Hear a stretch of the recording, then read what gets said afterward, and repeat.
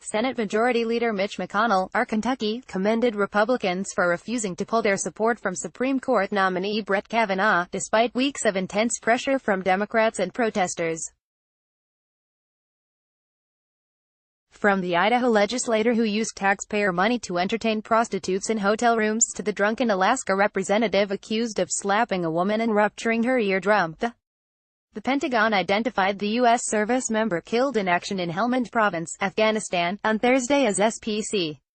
James A. Slape. Lawyers for Christine Blasey Ford scolded senators for spreading lies about their client in an effort to bolster support for Supreme Court nominee Brett Kavanaugh. Sen.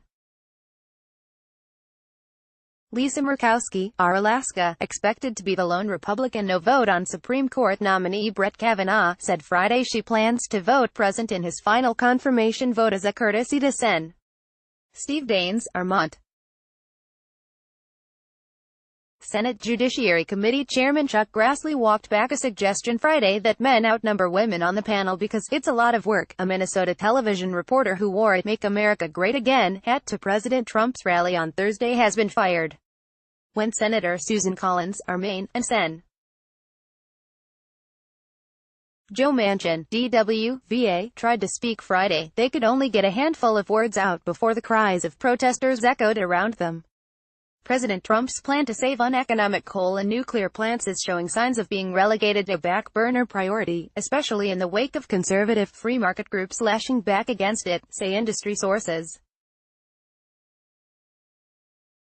Special counsel Robert Mueller's team sought the forfeiture of several assets owned by former Trump campaign chairman Paul Manafort on Friday as part of his plea deal with federal prosecutors. Rep. Gerald Nadler, the New York Democrat in line to become chairman of the House Judiciary Committee if Republicans lose control this November, said Friday he plans to open a formal investigation into allegations against Supreme Court nominee Brett Kavanaugh if Democrats take the chamber. President Trump added stops in Kentucky and Ohio to his travel schedule next week, planning rallies there as well as Iowa and Pennsylvania as he seeks to boost House and Senate candidates ahead of next month's midterm elections, Trump's re-election campaign announced Friday evening.